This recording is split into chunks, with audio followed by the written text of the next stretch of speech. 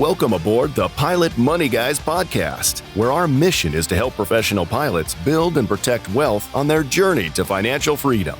This podcast is brought to you by Leading Edge Financial Planning. Hello, Kevin. Welcome to Flight 108, where we're going to cover Medicare today and health insurance in general. Sounds not so exciting, but it is. You need to hang out for this one. Well, we're financial planners, Charlie. We're not just investment people. So we look at all different parts of financial life. That's right. Yeah. And we're doing a series of 3. We just did one about long-term care. We're doing this one about Medicare, which also involves potential early retirees. How do you select Medicare supplements, Advantage? It's really important. And when you are in the situation, and clearly this one's going to be targeted to a little bit of our nearer retirees.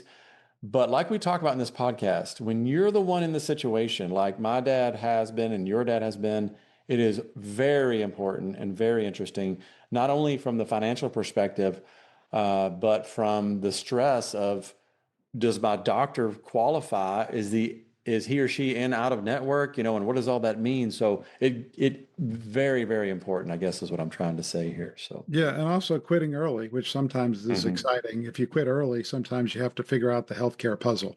Yes, absolutely. So today we're going to start off with Cole Craven. I'll introduce him in a minute, but we're going to talk about a quick Medicare primer, Medicare Advantage, Medigap, or Medicare supplements. We'll talk to the pros and cons of each in an objective way and just to try to educate here. What's Part A? What's Part B, C, D? I think we even mentioned G and N and F. Yeah. Well, Charlie, you just set it up so everyone turned it off now. I know. So good work. That's right. So we'll talk about those, just kind of lay the groundwork of the fundamentals, and then we're going to go into a case study. You're an airline professional pilot, 64. What are your next steps? When do you need to sign up? How do you sign up? And again, what are some pros and cons? How do you get help? I believe everyone, all of us need to do a little bit of homework on this. But when you're ready to pull the trigger, what are some resources you have available to you? We'll talk about that today too. Yep. We'll address our military folks. Kevin, I was a military guy, but I did not get the full retirement or Tricare. It's a big deal. We'll talk about how Tricare integrates with Medicare. So I was certainly aware. I didn't say quit. I didn't say quit. I know. Nope, I didn't say I know what you're thinking. All right. Cole Craven was awesome and generous with his time. He is look at his LinkedIn profile. I love it. I'm going to read it because I love the way he describes himself. Husband and dad. I think they just had their second child. So he's a younger guy, a little bit younger, and maybe even a little bit more handsome than me and you, Kevin. I don't know. So anyway, but he co-founded a company called Move Health. Their mission is to make health coverage simple and clear. Don't laugh. But anyway, that's their mission. And their mission is to specifically help financial advisors like us help our clients, because we are a fee-only fiduciary. So we're not a brokerage insurance firm. And this stuff is really complex, a lot of nuances depending on people's circumstances and situations. Yeah, we like their company so much. We signed up as a customer, and our clients can get this kind of help. It's a value add. No extra fees. It's a value add. Absolutely. So Cole was awesome there to help us with that, and he was a wealth of information. Before we move on and invite Cole in to the podcast here, there was one topic we wanted to cover really quickly, and that was the recent implications of Moody's downgrade of the United States credit rating. And Kevin, what are your thoughts on that? This may or may not be a surprise or interesting to people. It kind of came and went, I think, seemingly without a whole lot of fanfare. But what are your thoughts? Important? What are the implications?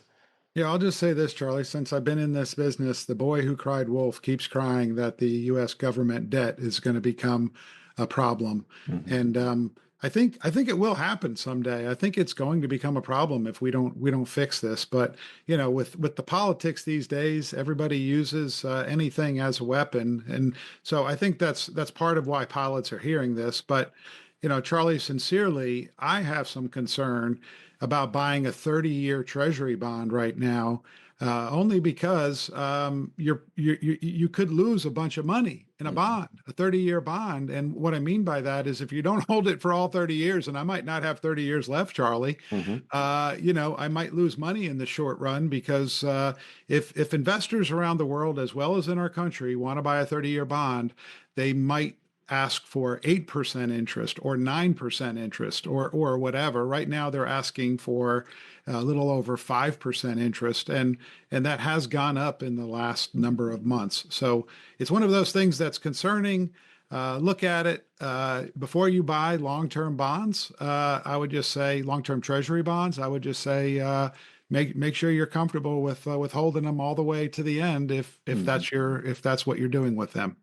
Yeah, and we talked about this in the pre-show prep where you talked about that interest, also known as yield. When that yield goes up on those bonds, it means you have to pay someone a little more to buy that bond because there's either risk or perceived risk there. So that's what you're alluding to. Did I recap that correctly? Yeah, and I'll go one step further, Charlie. I have a bunch of 30-year bonds. Okay, I own them, and they're paying 4.5%. And now the government is paying 5% on newly issued 30-year bonds. Guess what?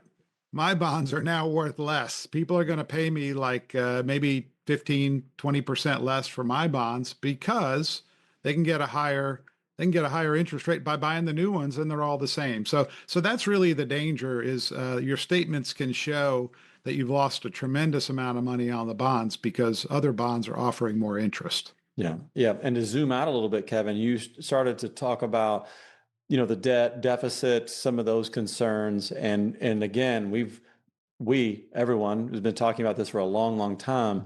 That doesn't mean it's less important. But in fact, there's an article you and I looked at from JP Morgan Asset Management talking about the implications of Moody's downgrade. One of the points they made was the U.S.'s weakening fiscal position is not new news. As mentioned, the S&P Standard & Poor's first downgrade of the U.S. was almost 15 years ago for the same concerns around debt burdens, rising deficits, and political gridlock. So it kind of says, hey, arguably, it was just a matter of time when Moody's would follow suit with his downgrade. So that's a different perspective. Doesn't mean it's any less important. And what are the implications of debt burdens, rising deficits, political gridlock? To me, Kevin, it probably means higher taxes in the future because they can't solve these problems with just cutting spending, it seems like. Yeah. Well, I would just say this as well, Charlie, is, Muhammad Al-Arian has been saying that we are the cleanest dirty shirt in the laundry. And so as long as we are the cleanest dirty shirt in the laundry and people want to own our treasury bills, that's good. But one day there might be another currency or country that's deemed more safe than us. That's really when we're going to have a problem. Yeah. Good point. And one of the things, again, what can we do as investors? To me, I think it just points to a little bit more Roth that I'm willing to maybe do and forego a tax deduction possibly because of some of these difficult challenges. The solution could be higher taxes. How do we protect against that? And Roth is one of the solutions. But anyway, hopefully that's helpful to folks so that they can get a different perspective on that news headline there. And again, hope you enjoy the Flight 108 with Cole Craven and Move Health about Medicare Advantage, Medicare supplements, and maybe even early retirement. We'll throw that in too. Yeah, and if you have any comments, you can go to YouTube. That's right. Put some comments in there, make some wise cracks and stuff like that. Please feel free. All right, thanks a lot. Here we go. Here comes Cole Craven. Cole, welcome, man. Welcome to the Pilot Money Guys. We're glad to have you. Thanks for taking the time today to join me and Kevin, the Professor Gormley. Cole, we do some call signs here every once in a while just because pilots, it's immature pilot stuff that we can't outgrow. You know what I mean? So it's good to stay young and you know what I mean? I love it. I can't wait to get a call sign. I don't know what it'll be. Hopefully it's not healthcare related. I hope that you guys learned something new about me during this time, but that's right. Yeah, I love it. The Professor. Okay. I can use that. Absolutely, man. And I also know that you're from Evansville, Indiana. I'm from Louisville, Kentucky, right across the river. Yep. And I think my uncle lives in your neck of the woods there, my uncle Don Mattingly. So, Okay, yeah, there you go. Yes, local Evansville legend, still gives a lot to the community. So thank your uncle for me, Charlie. Yeah, that's right. He doesn't know me, know that I'm his nephew, but we'll just keep that Yeah. between us. he looks good for having you as his nephew. I mean, he must. I don't know how old that makes him, Charlie. I'm Exactly. not going to ask how old you are, but Yeah. Don's doing okay. So That's right. And I used to get the question all the time, are you related, Don Mattingly?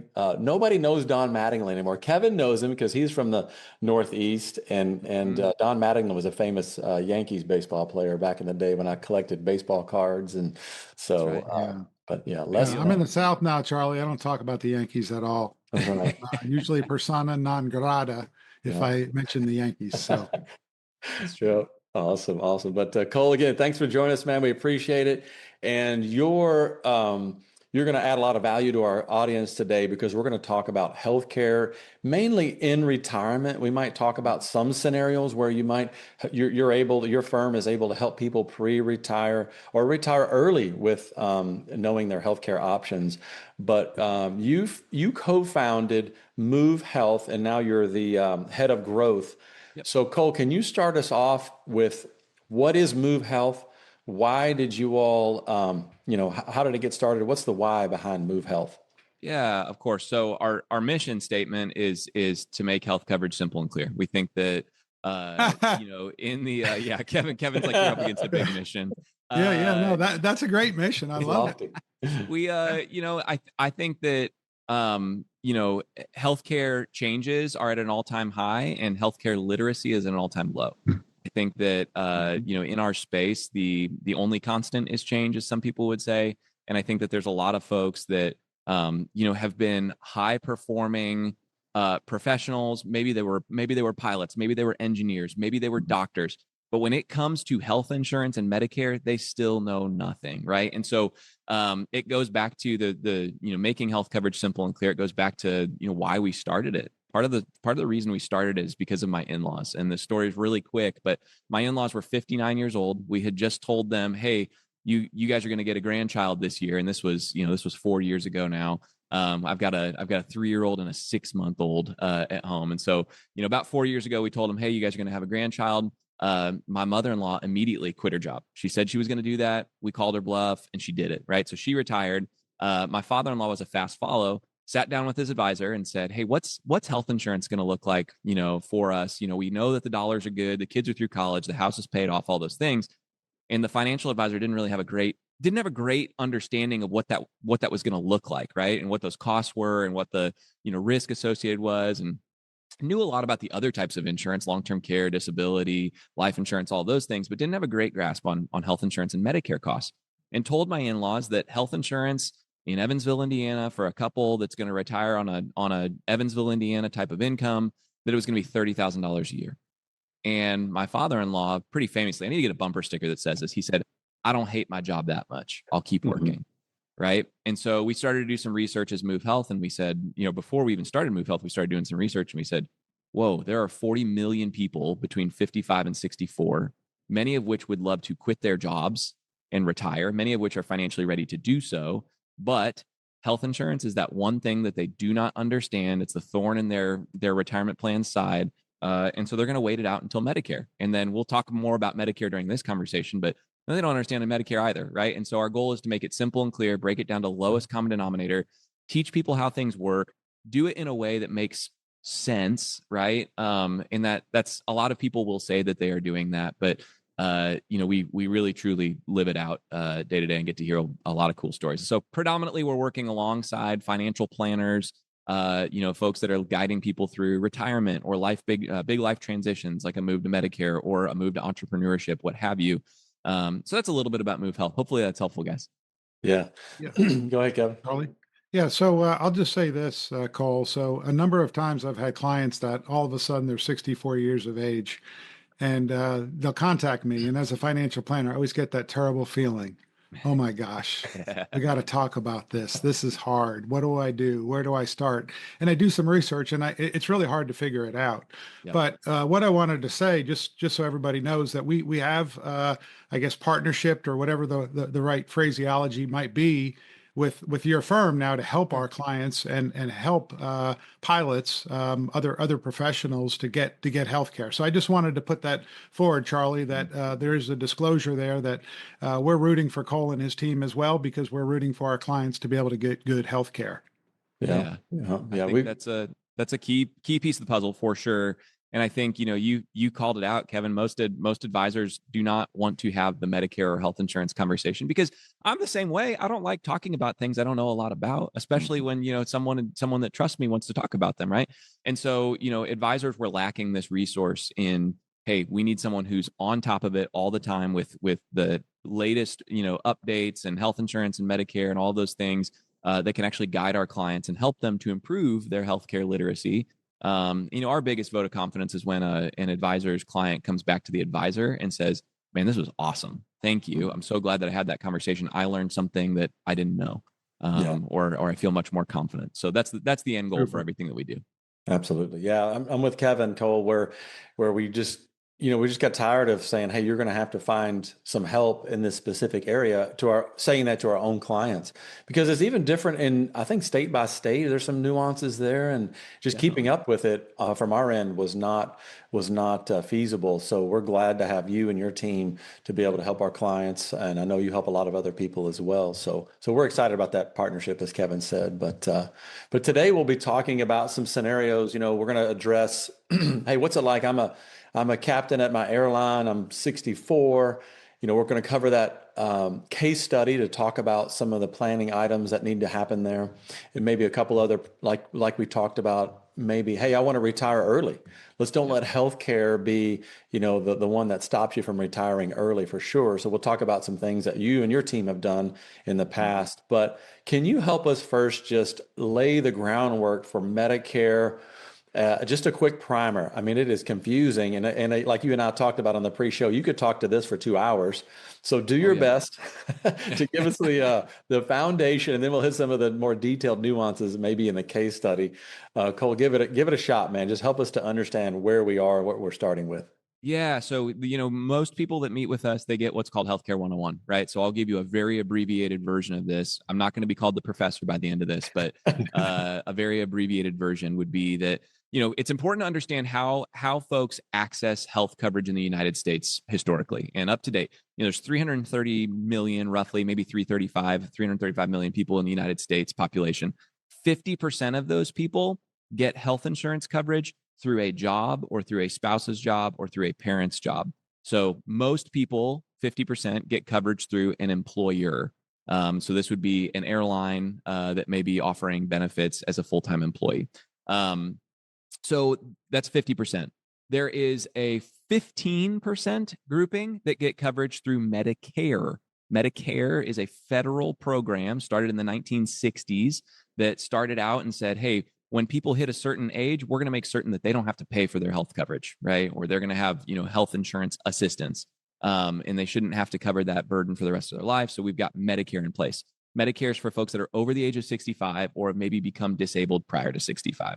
So that's Medicare. Medicaid, we're not going to talk a lot about Medicaid today. Medicaid is usually a state-based, lower income health insurance solution for folks that fall beneath income thresholds, certain income thresholds. And so that's Medicaid. We're not going to talk a lot about that today, but actually 20% of the United States is on Medicaid. And then the remainder buy their own health insurance coverage pre-65 outside of a job. And so that's kind of how people get coverage in the United States as a whole. Now, if we double click on Medicare, right? Kevin's got a client who's calling and says, hey, I'm 64. And you're going, oh, I got to have that conversation. How do I explain Medicare A, B, C, D, G, F? What is it? What's the alphabet soup, as we like to reference it? And so if I give just a quick, healthcare, Medicare primer, as we think about Medicare, I'm going to talk through original Medicare first. And you're like, well, what's original Medicare, right? Original Medicare is referred to as Parts A and B. So Medicare has parts. So Part A is hospital, right? So One of our team members has referenced it this way, and I've never forgotten it. It is the nurse, it is the Jello on your plate, and it is the bed that you are sitting in, right? And so when you are in the hospital, that's what Part A covers, right? So I think they say it more eloquently, something like it's the bed, it's the Jello, and the nurse that's bringing it to you, or something like that. So that's that. And then Part B is medical. So that's everything else, that you have done medically: doctor's visits, surgeries, things along those lines, outpatient. So Medicare Parts A and B make up original Medicare. Now, there's a couple of gaps, if you will, that have to be filled with original Medicare. So Part A, typically premium free. You don't pay anything for Medicare Part A. Usually you've worked 40 quarters, or a spouse has worked 40 quarters. You've paid in Medicare Part A. Part B typically carries a premium, right? So that's Medicare Part B. Standard Part B premium in 2025 is $185. So you have to pay that every month. If you're drawing Social Security, it comes out of your Social Security check automatically. If you are not, you pay that every month. That's Medicare Part B. You pay for that. So that's original Medicare. Hospital and outpatient, medical, that's Parts A and B. Part D, I'm going to skip C for a moment. Part D is the only one that really makes sense, which is Part D for drugs, right? Prescription drug coverage. You have to have credible prescription drug coverage. This means coverage for your prescriptions, right? So that's Part D. That varies on how you access that, and it varies on what plan you might choose. And then Part C, I'm going to go back to that. Part C is Medicare Advantage. So Medicare Advantage plans. We'll touch on the difference between these in a little bit, but Medicare Advantage is not a part of original Medicare. And it's really what it does. Medicare Advantage will take Part A and B and D, and it'll smush it all together, right? And it takes all of those parts and pieces and puts them together. Now, there are some caveats as to why you may or may not like a Medicare Advantage plan. The benefit is that it's all grouped together. Some of the downside of Medicare Advantage is sometimes you now have networks to contend with, whereas on original Medicare, you've got an open network. With Medicare Advantage, you might have a network to contend with, and so you might not be able to see the doctors you want to, or go to the specialists you might want to. So that's Medicare in a nutshell to kind of get us started. It's a federal program that exists to help seniors and those that are disabled to get health coverage as they continue to season in life. Dental and vision, typically not a part of original Medicare, sometimes a part of a Medicare Advantage plan, but there's things that we would look at in regards to those. And there's all kinds of nuance. Charlie, you said you could spend 2 hours on it. I could spend 2 weeks on Medicare alone doing a deep dive on it. So hopefully that's a helpful overview of Medicare specifically. It's for folks that are over 65 typically. Yeah, you got it. And I certainly could not spend 2 hours on it. I might be able to spend 15 minutes on it, but no, that's good. Kevin, yeah, and our listeners would all be gone. Yeah, exactly.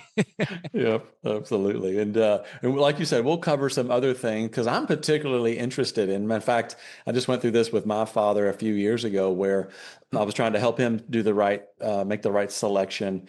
And to me, a big decision is this Medicare Advantage that you're talking about, or I call it Medigap, but it's also, I think, supplemental. Medicare Supplement, Medigap, those are interchangeable Same phrases. thing. Okay. All right, excellent. And so let's jump in then to this case study. So, Sure. Our target audience, professional pilots, and a lot of the airline folks have this mandatory age 65 retirement. Some of the professional pilots do not. They're working at fractional carriers like NetJets, FlexJet. They do not have a mandatory, but a lot of the airline people do at age 65. So I'm an airline guy or girl, and I'm 64. I'm starting to this thing is becoming real, this retirement thing, and healthcare is a big deal. So what comes to your mind as far as this timeline as somebody that's maybe 64? What does that look like on your end? Yeah, and I know we've coached leading edge on this to a degree, but we want to talk to people when they're 6 to 9 months away from Medicare, from 65, because inevitably there is an onslaught of marketing that takes place towards soon to be 65-year-olds, right? And so what we like to say is, hey, you need to talk to us, and then anything that you receive in the mail that does not say Move Health on it, you can throw away, right? Or a phone call that comes through or what have you, there's an onslaught. And so we like to start that conversation early. The other reason we like to start that conversation early is there's a couple places where the federal government gets tied into the application process. And as you all know, we like to give the federal government as much time as they need to work on things. And so we want to be cautious around timelines with that. And so, timeline wise, we want to start about 6 months out from that 65th birthday. There's a couple things that you have to do at that point. As you get closer, and we coach, everybody that we work with on this, we coach them how to do this. But a big question is like, how do I sign up for Medicare? How do I know that I'm not doing it too early or too late? Or because we have some people that come to us and they're like, hey, it's we're recording this towards the end of May, but you have somebody that comes up to us and says, hey, I turned 65 in June. You're like, okay, I wish that we had started this conversation earlier, but we got to do this, this, and this really quickly. Or you get the person that's 9 months out and says, I've already applied for Part B. And you're like, well, it's probably a little bit early, right? So you have to apply for, typically when you turn 65, you get Medicare Part A automatically. Unless you actively defer it, you get Medicare Part A. That's the hospital portion. For Medicare Part B, you have to apply for it. You just have to say, hey, I'm signing up for Medicare Part B. And so that typically happens through the Social Security Administration. You can either go to an office, there's an online form that you can fill out, but you have to apply for Part B. Part B is that part that you pay for, that $185 per month. And so you want that to begin. And then so hopefully that's helpful on the timeline there, Charlie. Mm-hmm. Yeah, that's great. As you're talking, I'm thinking of a lot of questions and all that. But before I jump into those, Kevin, what do you got as far as anything on the timeline or questions so far? Anything there? Yeah, well, I think Medicare is boring as heck for almost all individuals, and then you turn 64, and then it becomes like super interesting because it's now your life, Yep. So I think from what you've just said, 64. When you have your 64th birthday, celebrate, have some cake, and then start thinking about this. And maybe if you're working with us, we can get them on the calendar with you guys, and we can start that process. Yeah, I think that it's something we don't like for people to feel overwhelmed by, right? It's something to be sober around. But a lot of times, what I will tell you all is many times people transition to Medicare and like the coverage a lot more because your out-of-pocket exposure goes down and your network opens up, right? In most cases. And so a lot of people will transition from, employer coverage to Medicare or individual coverage to Medicare, and they go, whoa, this is an improvement, right? I've got a $257 deductible. That's all I've got to meet for the year and everything else is paid for. Yep. Welcome to Medicare, right? So there are certainly times where people are really excited about that transition, but it's a looming thought process to like say, oh man, I got to think about this, this, and this. That's the value of having somebody that can help walk you through it. And so, that's an important piece of the puzzle is thinking about it, but don't get overwhelmed by it. It doesn't need to be scary. It doesn't need to be something that you avoid. I know that most people are not really excited about waking up in the morning saying, I'm going to navigate Medicare today. I'll tell you one quick funny story. An advisor, he said to me, he said, hey, here's what I'm doing. He goes, I'm coming up on my 65th birthday. He said, I want to, I want to test this out myself. He goes, I want to walk through transitioning to Medicare or figuring out the options for myself. I want to do it on my own. He said, so don't tell me. And then he says, and then I want to walk through the entire client process with you. It's like, okay, fine. And so he kind of like went, did his own thing. And then I saw him come up on my calendar. He scheduled time and he said, okay, I'm ready. He kind of was like chest puffed up a little bit and was like, all right. He thought he had me. He was like, all right, I've got this. I nailed this. And he goes, I said, okay, how much time did you spend on it? He said, I only spent 14 hours on this. Okay. I said, no worries. That's great. Like some people would spend a lot more. And he goes, I've arrived at the exact drug plan I need, the Medicare supplement I need, et cetera. He goes, do your worst, send me through to your team and see what they figure out. And it wasn't 15 minutes into that conversation where they were saying, hey, Brad, that wasn't the right one. Here's why, but good job. Like it was kind of like a pat on the back and, go along. But it can be a challenging process to walk through if you're trying to DIY it or do it yourself. And so, important to note, there's some timelines you need to be aware of. You don't want to do it too early, but you also certainly don't want to do it too late. Charlie, I think Cole already brought something up that's really a tremendous talking point for our clients and for pilots in general. Most of our pilots have gold-plated insurance right now. So I was in pharmaceuticals, 18 years, I thought it was a great health plan. And then I started working with some of the airline pilots and I was like, man, this is crazy. Really? And, of course, we all complain and some of the pilots were complaining. And I'm like, please don't complain. You have a great plan. So that sometimes does matter where people are coming from can also make Medicare seem better or worse. And then the other thing I've noted is that sometimes, like you said, people hear a lot of things from friends, from people they respect.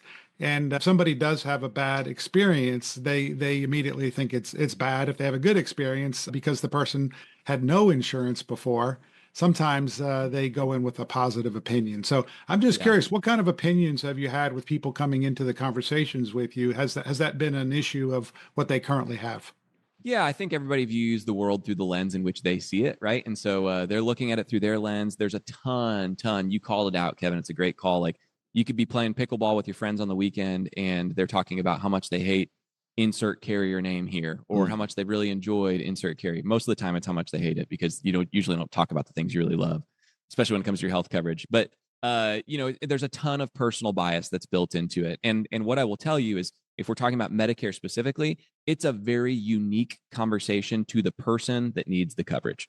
And there are very specific questions and things to think about. And so what might have worked for your cousin who recently transitioned to Medicare likely will not work for you.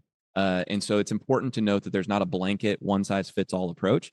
And yeah, I mean, if you're an airline pilot with incredible benefits that's not paying anything for your health coverage right now, airlines are really trying to keep pilots around. That's an important piece from a retention play. Transitioning to something where you have to pay something might feel like a negative, but reality is it's all viewed through the lens and where you're coming from. Most people, the reaction to the transition to Medicare after they've been on it for a little while, after they've gotten over the original initial hump, I should say, of like, oh man, this is a little bit nerve wracking, is this is way better coverage than what I had when I was working. So yeah. And just so I don't get too much hate mail, pilots do have to pay something, and it's definitely not perfect, right, Charlie? That's right. You will get hate mail for sure. Yeah. But no, Cole, I love what you said. And this brings us peace of mind as a firm for our clients that when you talked about ignore the mail, ignore the infomercials, that's a peace of mind that we get to offer our clients. But not every listener here is our client. Not every listener will be our client. They either go through this on their own, or they find, I think, a broker in their area.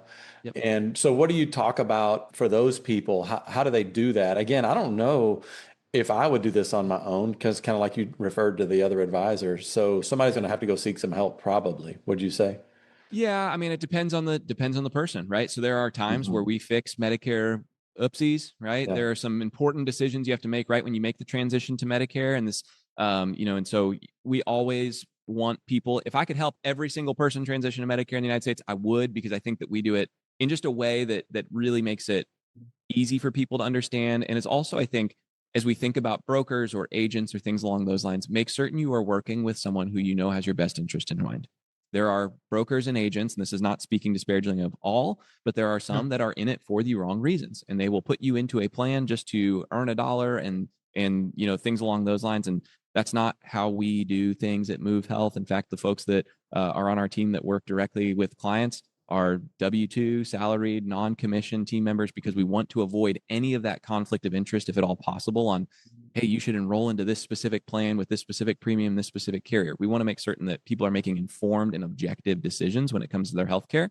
And so I think as you're thinking about it, if you're not working with Move Health, you're not working with a firm like Move Health, just make certain that whatever broker that you are going to work with, if you're not doing it yourself, is acting with your best interest in mind. So are they going to talk about multiple carriers? Are they really trying to steer you or push you in one direction or another? And so that's important. I think the biggest place where we see some of that steering take place kind of leads us to that next part in the conversation, which is that Medicare Advantage versus Medicare Supplement. Right. So you don't ever have both of them. They don't work in parallel with each other. You don't have better coverage if you pay for both of them. You have to choose one or the other. And it's important to get that Medicare decision right when you make that transition for the first time, right? Whether this be you're working past 65 and you make the transition later. Most people, it's at 65, they're making that transition to Medicare. Important to get that decision right. Now, this is somewhat state related, but in most states, the majority of them in the United States, you can't get a Medicare supplement guaranteed issue outside of the first 6 months of your Medicare eligibility. So there's this thing called an initial enrollment period, an IEP. That initial enrollment period is when you first become eligible for Medicare, or when you first take Medicare as your primary. You have a 6-month window where you can get a Medicare supplement, a Medigap plan, with no medical underwriting, right? So that's important. If you go outside of that 6-month window, you now have to pass underwriting. So they're going to ask your height, your weight, what prescription drugs you take, all of those different parts and pieces. to get a Medicare supplement. These are things like a Plan G is kind of the most comprehensive Medicare supplements out there. You might have heard the phrase Plan F, Plan N, adding more letters to the mix. The Medicare supplement, what that does, I should preface this as well. The Medicare supplement comes in and fills that gap. You heard me talk about original Medicare, how it leaves a little bit of a gap. There's very much a reason why they call it Medigap. And because Medicare Part B leaves 20% of your medical costs totally uncapped, right? So Medicare Part A and B cover 80% of your medical costs. There's a 20% that's uncapped. So the way we always say it is if there's $1 million in medical bills that you've accrued, Medicare is going to pay $800,000 of that. You're going to be on the hook for $200,000, right? That's only if you have original Medicare. If you have a Medigap plan, it fills that gap and it picks up those costs incrementally. And depending on what plan you select of those Medicare supplements, there's that piece. And so that's Medicare supplement or Medigap. And then Medicare Advantage, like I talked about, it's going to have some of those network restrictions, where they're going to say, hey, if you are with insert carrier name here, you can only see doctors in this hospital network. And maybe there's two big hospital networks and you see between two of them, you can only see the ones that are with, that one specific network, because now the insurance carrier has, grouped all of your Medicare benefits into one bucket, if you will. And now they get to tell you where you get to go, who you get to see, how much it's going to cost. There's copays. There's actually an increased out-of-pocket exposure when you're on a Medicare Advantage plan many times, and you've got that network to contend with. Now, what I will tell you, a Medicare Advantage plan renews every single year, right? So if it renews every single year, it generates a new potential compensation for a broker or an agent. So this is I'm coming back here is why someone may, when they're transitioning to Medicare, may have a broker who's saying, hey, you want a Medicare Advantage plan, right? Why would you want that? Well, because that's repeat business for 65 to however long that person lives. But the important thing to note is if you elect a Medicare Advantage plan at 65, typically you cannot go to a Medicare supplement without underwriting. Wow. Yeah. So let me do a humble brag here. We are fiduciaries. So that's our humble brag. We do understand that how people get paid many times is how they act. We do have biases, all the rest of that disclosure stuff, I have to say. But so the Advantage plan, this is super interesting to me because I did not know that part of it. I had no idea that people had maybe a financial interest to recommend Advantage. The things I know about the Advantage plan is that you get some free stuff. So that sounds really good. You get teeth cleaning, all kinds of free stuff. You get bling, you get all kinds of good stuff. Right? Yeah, they'll toss in some extras with a Medicare Advantage plan, and I think there's some famous quarterbacks that are on TV that'll tell you, hey, here's a Medicare Advantage plan that you want to go with. I can guarantee with a capital G, that quarterback is not on a Medicare Advantage plan. And it's not because we are anti-Medicare Advantage. Sure. It's because that quarterback wants to be able to see doctors in California and doctors in New York and doctors at specialist clinics and doctors around there. Whereas if you want to go to Cleveland Clinic or you want to go to Mayo Clinic, you can't do that on a Medicare Advantage plan in most cases, right? And so the benefit of original Medicare with a Medicare supplement and a Part D drug plan is that open network. You've got, if the doctor accepts Medicare, you can go there. Whereas a Medicare Advantage plan, there's some restrictions on where you can go and what doctors you can see and the costs associated with that. And so that's important. And so that's kind of leading into that conversation between the difference between a Medicare Advantage and a Medicare supplement. We are not anti-Advantage plan at Move Health. We talk about it often, but what we find most often is when you're working with folks that are, retiring, they're financially set up to do so. They would say, I would rather pay a premium or pay a dollar amount monthly for a Medicare supplement that allows me flexibility, as opposed to getting something maybe for free. A Medicare Advantage plan typically doesn't have a premium. Getting something for free that has some extras built in, but then restricts where I can go. And so important things to note, Medicare supplement typically allows you a little more flexibility as doctors and where you want to go. There is a premium or a dollar amount you have to pay monthly that's associated with it, whereas a Medicare Advantage typically doesn't have a premium, but there's puts and takes for everything, right? Yeah. Right. Well, So Advantage is really a great plan for certain people, for sure. But I took an 8-hour course on Medicare, And the only thing I could remember after the course was over, that Medicare Advantage is a disadvantage for most of our clients. That's the only, and it was just because I was able to remember that phraseology. So for many of our pilots, it might not be an advantage to get Medicare Advantage because they're used to freedom. But as you said, sometimes it is the right choice. Yeah, I think that I've heard it said this way. Typically, Medicare Advantage plans carry no premium, and I've heard that many times you get what you pay for, right? And we're not anti-Advantage plan. We can't be in what we do. We have to. We have a code of ethics similar to fiduciary standards that we hold ourselves to, and so we always educate on it. And we do have people that enroll into them. Places where we might see that happen would be places like Florida or Arizona or California, where there's a higher age population, and Medicare supplements are really expensive monthly. And because there's a higher age population, Medicare Advantage plans are much more competitive, and they offer PPO networks and things along those lines. But for most people, they say, I want to be done with networks. I don't have to think about PPOs and HMOs and EPOs anymore. A Medicare supplement, I don't need to think about networks. I want that. Right. Yeah. And so there's an important differentiation between the two of those. Yeah, this has been huge for me, just learning, and I won't go through the whole story, but I did embarrassingly stop with my dad when I was visiting him this time around at the guy at the Walmart selling the Medicare Advantage. Sure. And I was like, hey, let's go down this path. I learned a ton through that experience because my dad subsequently, he doesn't mind me disclosing this, had cancer, getting treatments. And he had to switch off of that because he couldn't use the prior doctors. It was a big deal. And as I studied and prepared for this podcast, I was like, man, for me personally, I want to be able to pay a little extra in retirement to get the flexibility that Medicare supplement would provide me. And so, yeah, I think that word free came up a lot when I was, again, preparing this Medicare Advantage. Was free.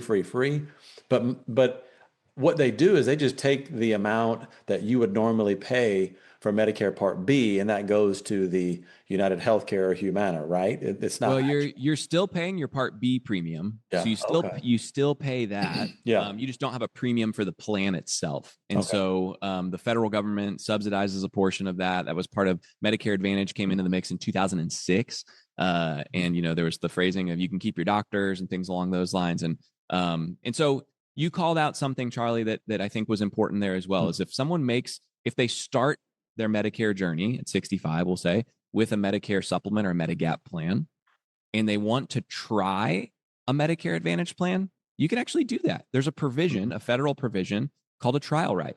And you have the opportunity to try out a Medicare Advantage plan, and then you can go back to your supplement if you don't like it, right? Without the underwriting, as long as you do that within a 12-month window. And so there is this thing called a trial right. It sounds like that's what your dad did in that instance of, hey, I was on a supplement.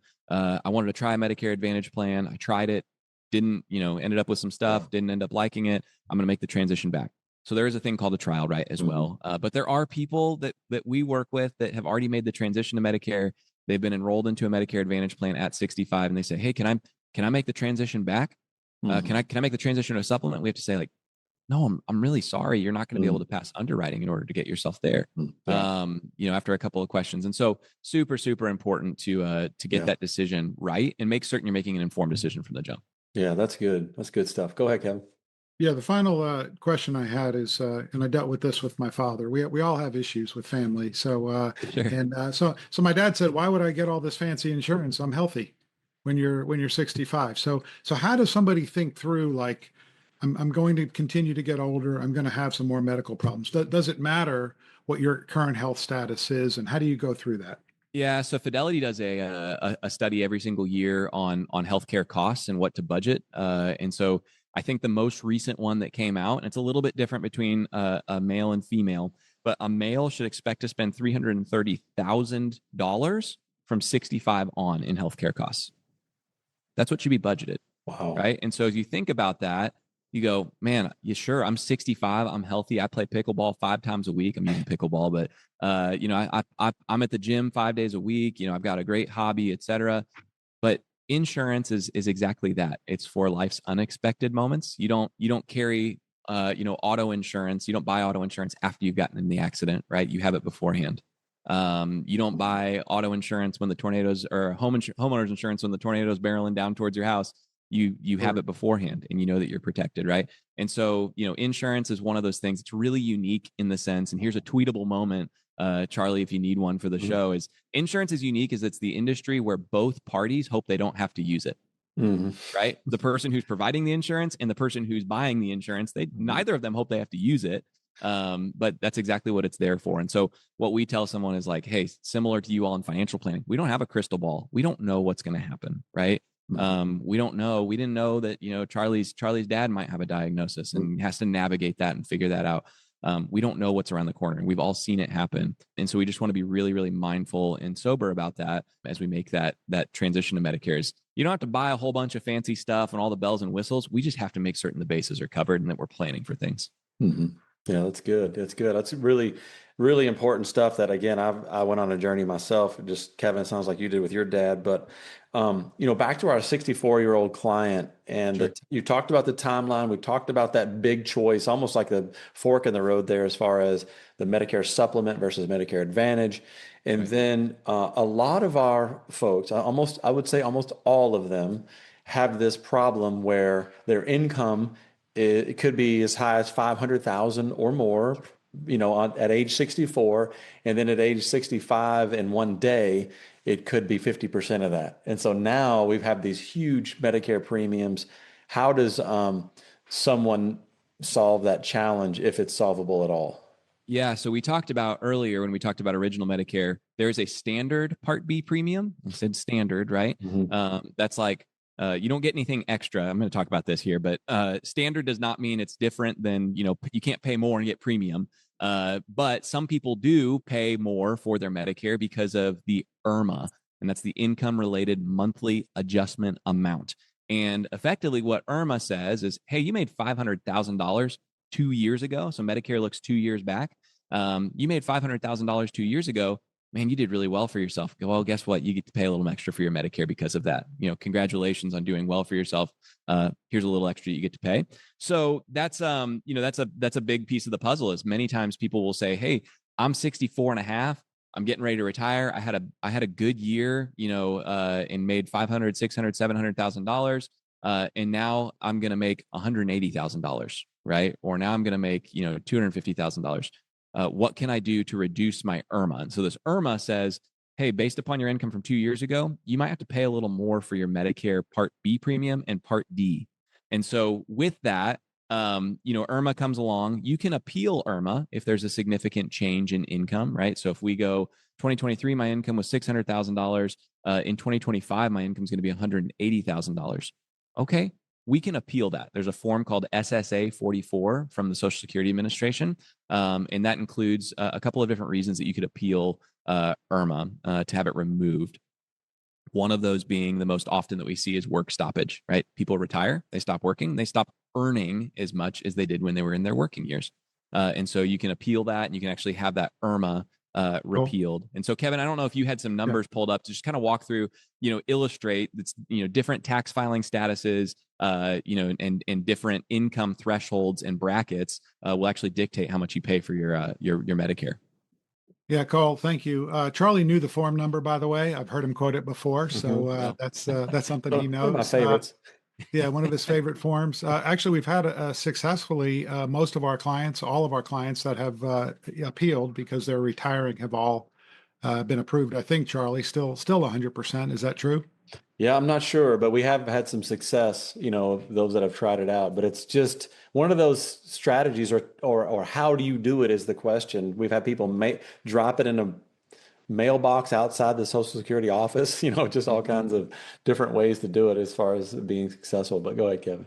Yeah, so people have to pay extra for bags, on airlines, and so if you got six major suitcases, you're going to pay extra for it. But the thing I think that infuriates people so much about IRMAA is that you're not bringing any extra suitcases. It's just you're getting the exact same thing that everyone else is getting, and you're paying more for it. And I'll start with the 500,000 because I like to use big numbers. They scare people more. So let's say that you're single and you're 505,000, you're going to pay an extra $560 per month in Medicare premiums. It's 750 married filing jointly.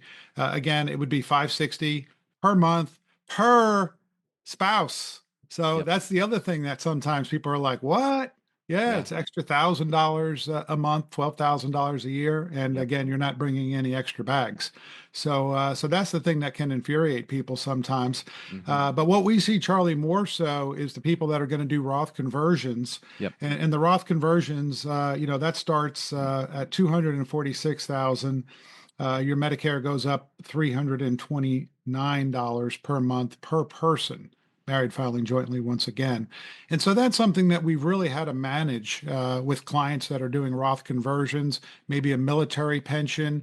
There's ways that people do still have those kinds of income and have to pay that extra money. Sometimes it can't be avoided, but at other times it can, right? You get someone who was making, banging home $1.5 million 2 years ago, and they've got, dividends and all these things that are paying out and cap gains and all this stuff. Then they're doing some Roth conversions as well, and their income's going to show at $1 million again this year.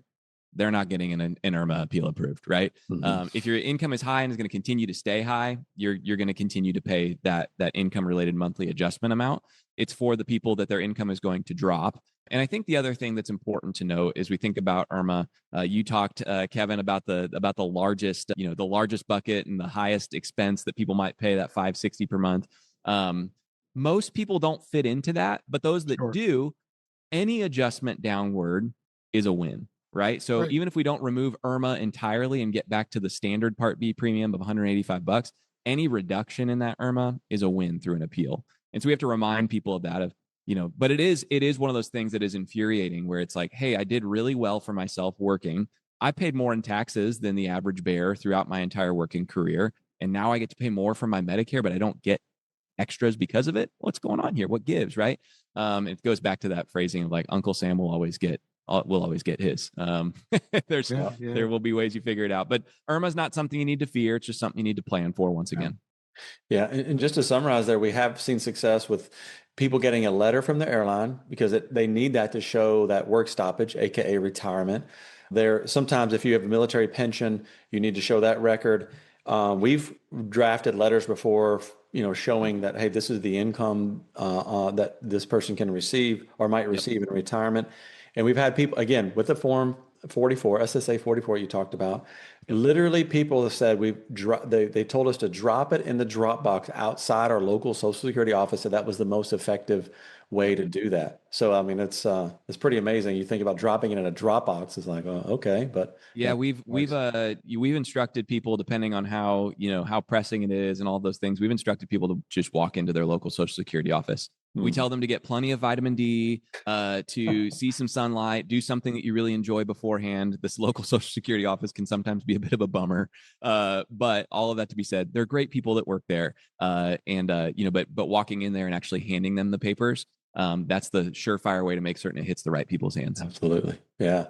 Cole, as we start to get up on our time here a little bit more, I know we've got a couple more scenarios where you all are experts at helping people retire early. And I think that's something you're passionate about because of your family story. Like, don't let healthcare prevent you from retiring early. So every once in a while, we do have some pilots, some airlines, some professionals, and even, we serve other non-pilot folks as well, maybe self-employed, where they want to hang it up, and the healthcare is a big stumbling block, a big hurdle. So what are some things that you can add to help folks in that situation?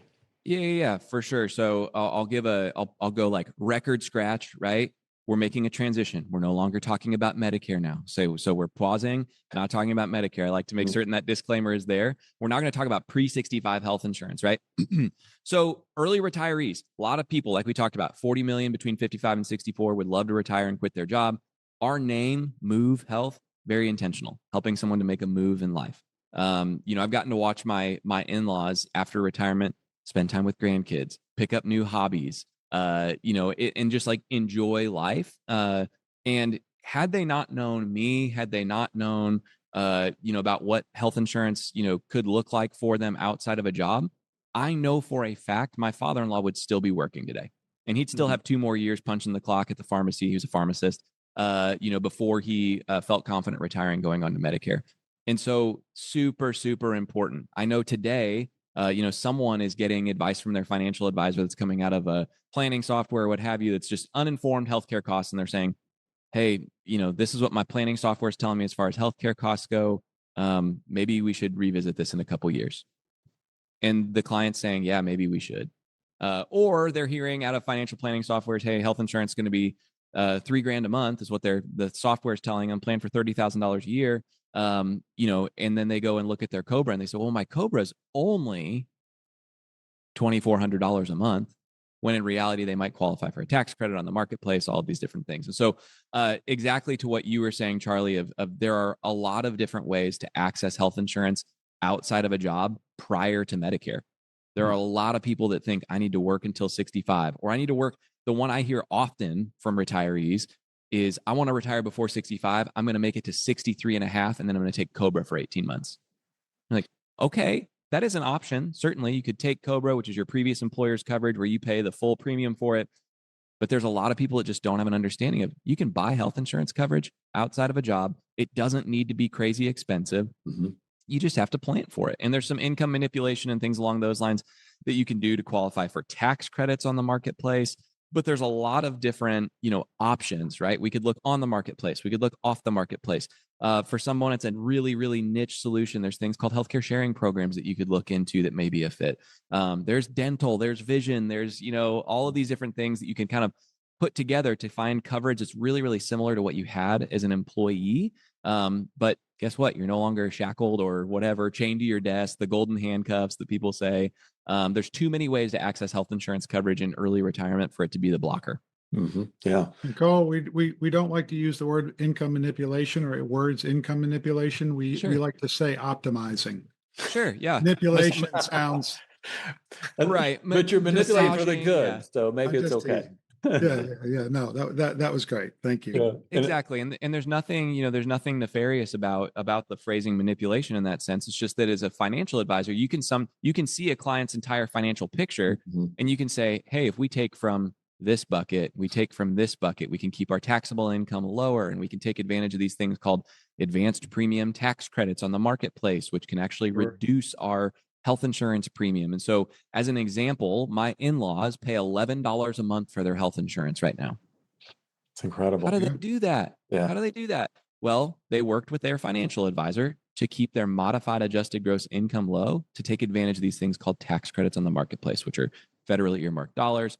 Another thing I could teach an entire week on is the marketplace and tax credits and all those things. But it's important to note that a financial advisor or someone who's planning their retirement, mm-hmm. you can do things to keep your income lower. And many times people don't understand your income can be directly correlated to your health insurance costs. Mm-hmm. And as we get closer to 65, we talked about IRMAA. As we get closer to 65, if we're keeping our income lower from a couple strategic different ways, we can also maybe avoid we can avoid IRMAA potentially, mm-hmm. right?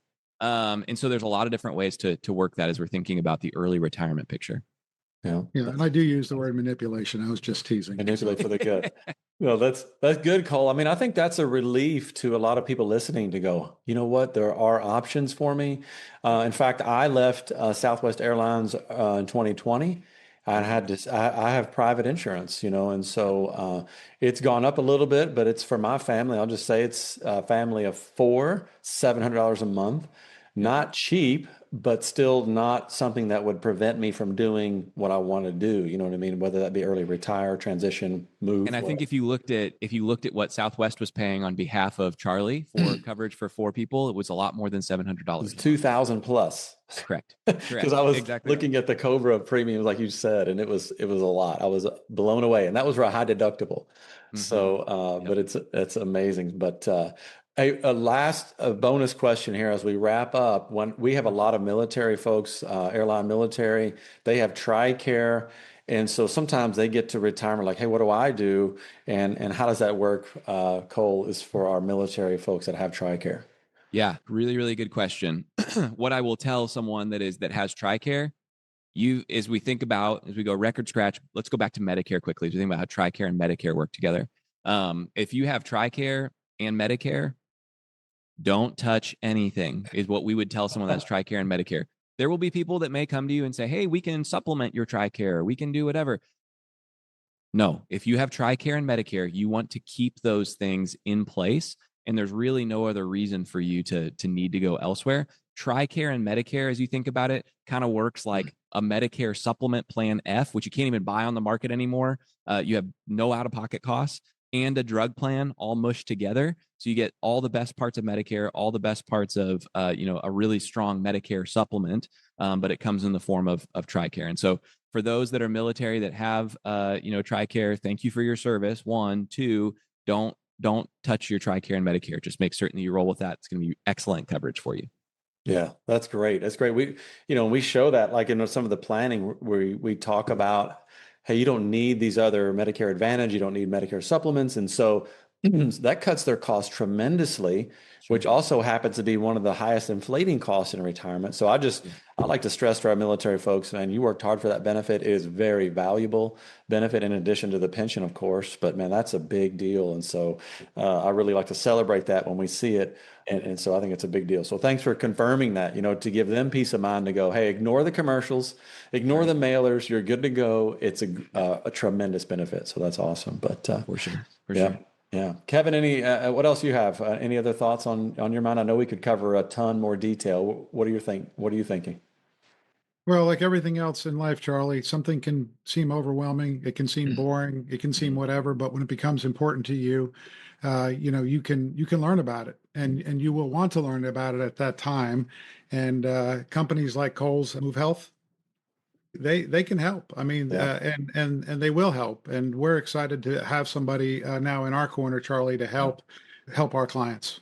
Yeah, I am excited that I don't have to say, hey, client, we can't help you anymore. Go find a broker. So we appreciate your team, Cole, and your service that you offer as well. Cole, any parting shots before we go to the naming ceremony? Yeah. Okay. So I think my thoughts on it is health insurance, Medicare does not have to be scary. Break it down to the lowest common denominator, make it simple, make it clear, make it easy to understand what it does do for you, understand what it doesn't do, understand where the gaps lie, understand the gotcha moments. But just like Kevin said, it's not important until it's important. And the worst time to find out that you don't have adequate health coverage is when you need it.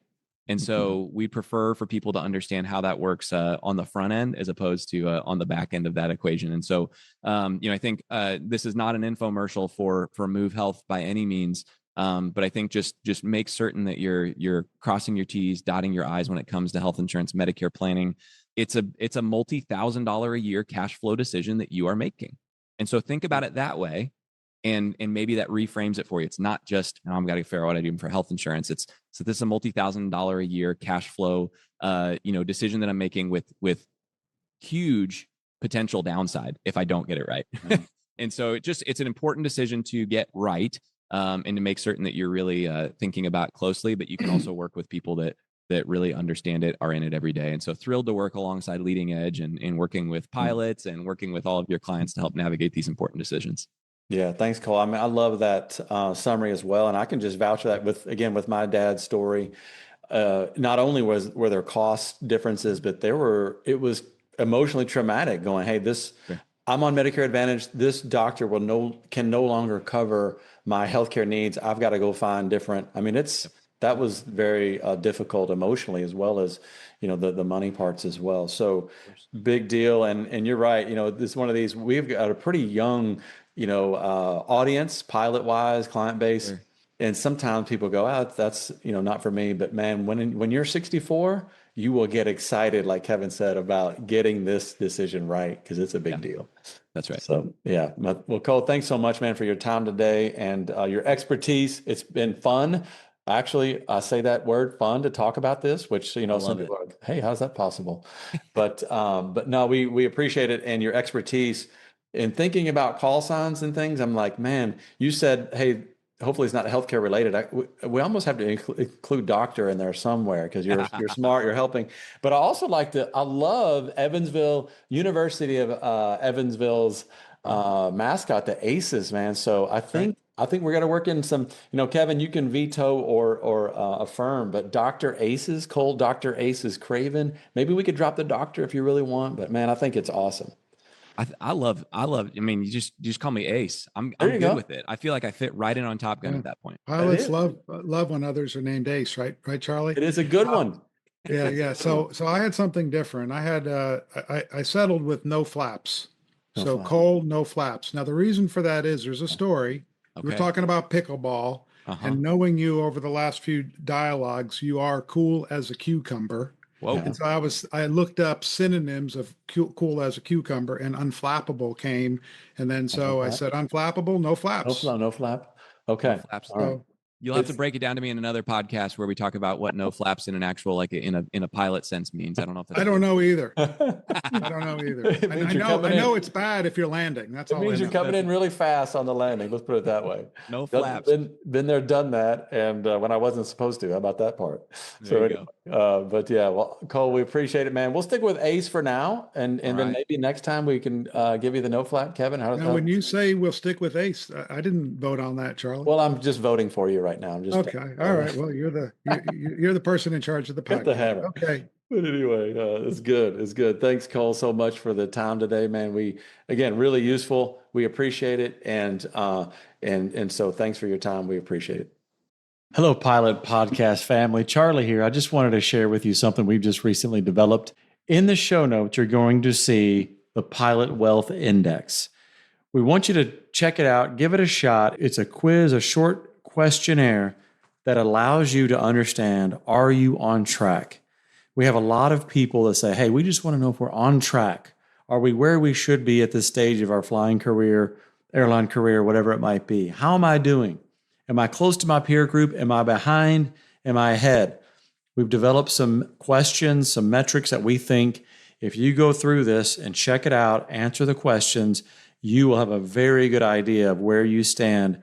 We developed the questions that give an indication of, are you doing the right things you need to do to be prepared for an eventual retirement, and that one that can be profitable for you. So check it out in the show notes, the Leading Edge Pilot Wealth Index. We hope you give it a shot. If you have any questions at all, reach out. Happy to help. Charlie at leadingedgeplanning.com. Again, that's Charlie at leadingedgeplanning.com.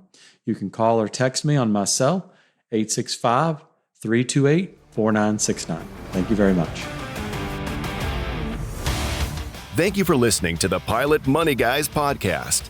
Please subscribe, rate, and review on iTunes or wherever you listen. We are grateful for your reviews because they encourage others to listen in. Visit leadingedgeplanning.com to learn more and subscribe to our newsletter. Leading Edge Financial Planning, LLC, LEFP, is a registered investment advisor. Advisory services are only offered to clients or prospective clients where LEFP and its representatives are properly licensed or exempt from licensure. For additional information, please visit our website at www.leadingedgeplanning.com. The information provided is for educational and informational purposes only and does not constitute investment advice, and it should not be relied on as such. It should not be considered a solicitation to buy or an offer to sell a security. It does not take into account any investor's particular investment objectives, strategies, tax status, or investment horizon. You should consult your attorney or tax advisor. The views expressed in this commentary are subject to change based on market and other conditions. These documents may contain certain statements that may be deemed forward-looking statements. Please note that any such statements are not guarantees of any future performance, and actual results or developments may differ materially from those projected. Any projections, market outlooks, or estimates are based upon certain assumptions and should not be construed as indicative of actual events that will occur. All information has been obtained from sources believed to be reliable, but its accuracy is not guaranteed. There is no representation or warranty as to the current accuracy, reliability, or completeness of, nor liability for, decisions based on such information, and it should not be relied on as such.